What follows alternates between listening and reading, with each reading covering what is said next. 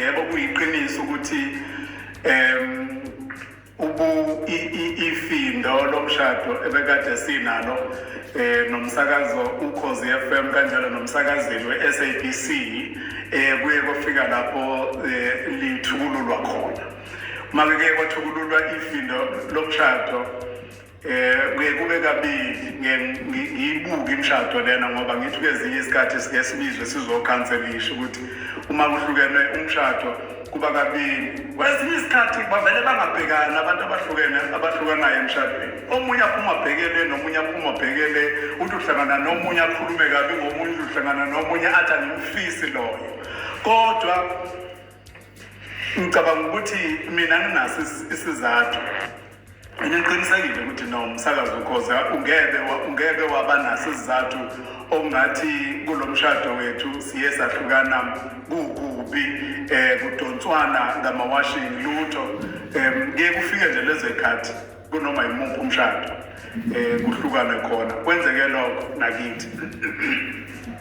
Ngaqiniseka ukuthi ngeke uphinde ungizwe emsakazweni uKhozi FM uma kuyisonto ngabantu uNkulunkulu engenza enye ikhona, ngoba ngiyakholelwa ukuthi nangaleso sikhathi kade ngikhona lapha emsakazweni uKhozi kwakuyikhona kaNkulunkulu noma ngangithunywe uNkulunkulu ukuyokwenza lo msebenzi ebengiwenza lapha.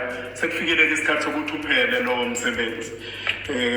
Angeke samazi uNkulunkulu mhlambe ngelinye ilanga siyophinda futhi sibe khona ngoba phela njengoba ngisho sixabanile, akho umuntu ontshontshe ini kabani, akho umuntu bese elandela omunye ngesibhamu. Anything is possible. Kodwa kuyiqiniso ukuthi kusukela nje ngesonto elizayo officially uzobe usuwazi ukuthi cha ngeke ungizwe impela emsakazweni uKhozi FM. Sekumasonto ambalwa nokho ngicabanga ukuthi anako 8 ngingazwakali. Ngiyakhumbula ukuthi abanye bathi sezimbili inyanga ngingazwakali, kwakungakapheli ngisho eyodwa. Cha, sezimbili manje seyiphelile amasonto ngingazwakali. Nakhona lapho futhi kwakunezimo ezaholela ekuthenini-ke umsakazo ubone ukuthi ake ngishenxe ukuze ngikwazi ukubhekana nezinto ezazinginikeza isizathu ukuthi ngizibheke ngaleso sikhathi. Sengishilo lokho, ngiyafisa ukubonga kakhulu umsakazo uKhozi FM neSABC. Mhla ka-6 ku-April 2008 ngaqala kulowa msakazo, ngafika kulowa msakazo ngazomemeza okokuqala ngethula lolu hlelo lwendumiso.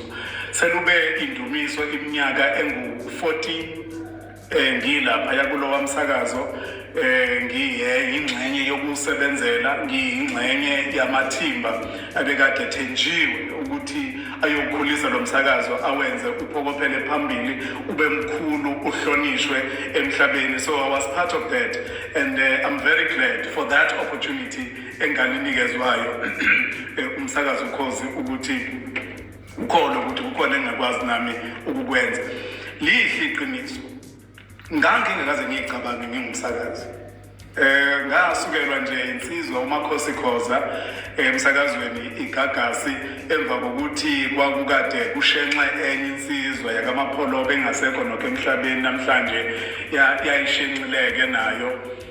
Kwaseke kusala isikhala lapha base insizwa leyana umaKhosikhoza program manager ngaleso sikhathi wangicela ukuthi ucela ngizoba umsakazi lapha. Ngingazazi ukuthi ngingakwazi ukusakaza ngoba phela angingakazi ukusakaza.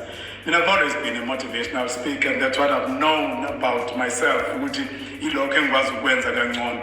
Kodwa umaKhosikhoza kwanginikeza leyo opportunity. That was 2007. 2008 umsakazo uKhozi FM wangimema ukuthi ngizoba ingxenye yomsebenzi.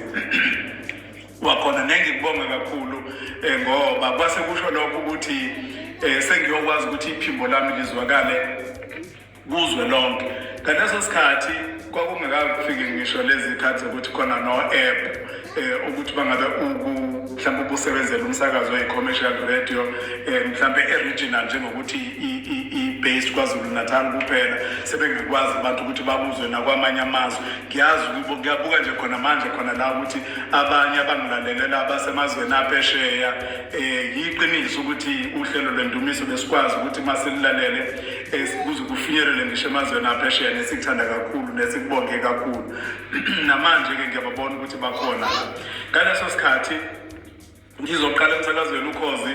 Nakhona umsakazo wawusesigabeni lapho wawuzikhulisa khona ufisa ukuyibona unabalaleli abaningi nohlelo lolana lwangesonto nganginikezwe umsebenzi wokuthi bakhule abalaleli kulona. Ngiyoxoxela ke ngelinye ilanga yezwe ngoba ngishilo ukuthi ngisazoke ngibe mningi nje ngophinde ngixoxele ngalolu yahlelo ngikunikeze nje uhambo lwalo kusukela ngosuku lokuqala ngifikile lapha yana kuzofika kulolu suku namhlanje esengiphethe incwadi ye-divorce lapho yesehlukaniso sethu. Bekuhambo lumnandi kakhulu. Kunabantu engingafisa ukuthi ngingababongi namhlanje. Ithuba lelo lokuthi angibonge labo bantu. Ngicela ukubonga kakhulu baba uBhotloza Nzimande who believed in me. Okokuqala nje angiqale ngoLinda Sibiya okungcono.